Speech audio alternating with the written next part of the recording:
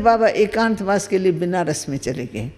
तो वहाँ पर जब बाबा बनारस में गए हैं, एक रात बाबा सोया हुआ था, तो सोते सोते बाबा को आवाज़ आया, उठो जागो, उठो जागो।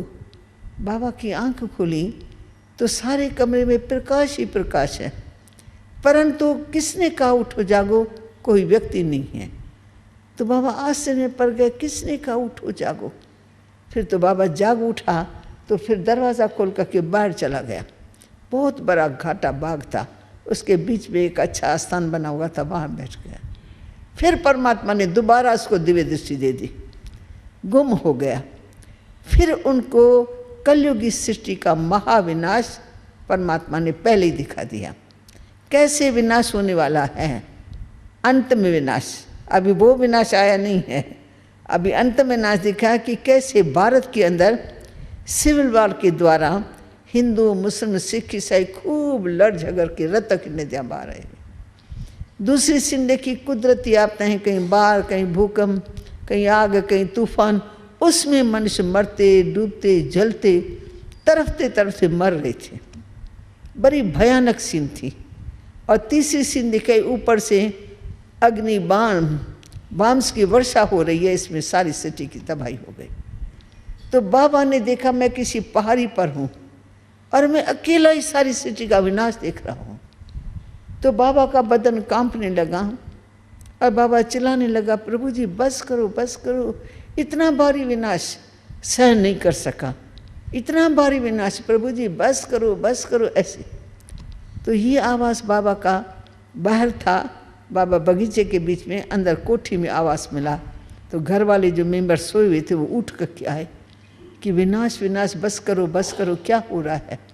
बाहर जाके देखा तो बाबा की आंखें बंद है, परंतु पता नहीं क्या क्या अंदर दिख रहा है। उसके बाद बाबा होश में आए तो बाबा ने ऐसे चारों ओर देखा, ऐसे ऐसे करके देखा, तो देखा यहाँ तो कोई लाश भी नहीं है, यहाँ कोई लड़ाई झगड़ा जो 5 तत्वों के द्वारा विनाश देखा उसका एक भी अंश नहीं था। तो ये मैंने क्या देखा? मैं सोया हुआ नहीं हूँ, मैंने सपन नहीं देखा, ये मुझे प्रभु ने दिखाया है। बस बाबा का विश्वास चला गया, ये मुझे प्रभु ने दिखाया है, कुछ होने वाला है, कुछ होने वाला है। बाबा उसमें डूब गया।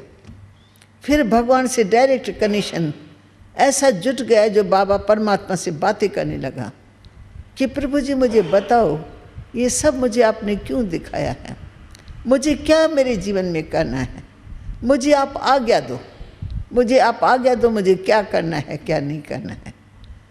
फिर धीरे धीरे परमात्मा का अब आवाज़ उसको मिलता है, उठो जागो, कलयुगी सृष्टि उसका महाविनाश निकट भविष्य में खड़ा है।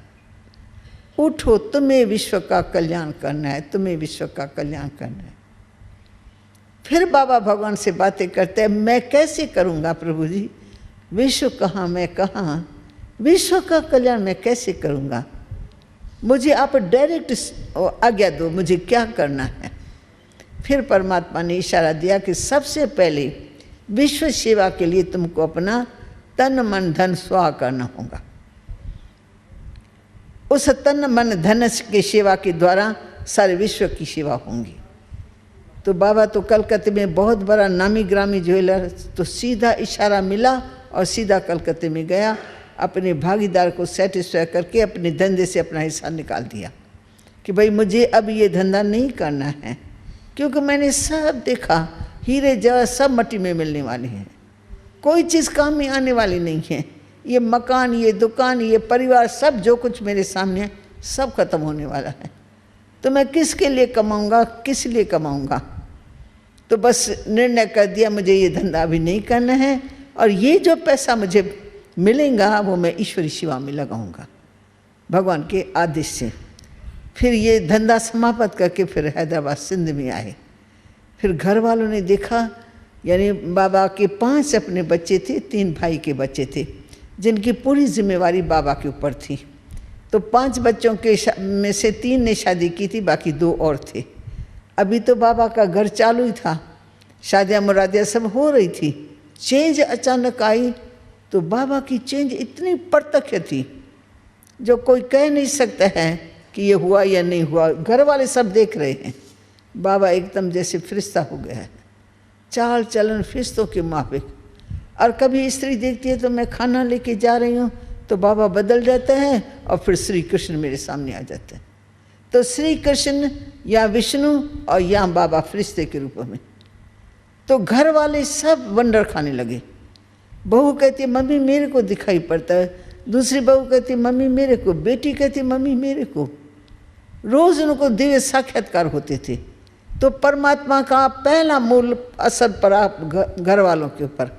घर वाले सब बदल गए और घर वालों ने बाबा को लिख करके दिया कि इस धन में हमारा कोई अधिकार नहीं है, आप इस धन को जहाँ भी लगाओ, जैसे भी लगाओ, हम भी आपके साथ मददगार हैं। तो फिर बाबा ने हैदराबाद सिंध में आकर के इस बात का निर्णय किया। तो जो बाबा की प्रॉपर्टी थी, बहुत बड़े बड़े 2 मकान थे और साथ साथ ज्वेलर था बड़ा, तो वो सब धन कन्या माताओं के नाम, यानी उनकी ट्रस्ट बना के माताओं बहनों की, उनके नाम पर अपनी सारी मिल्कियत को बाबा ने डाल दिया।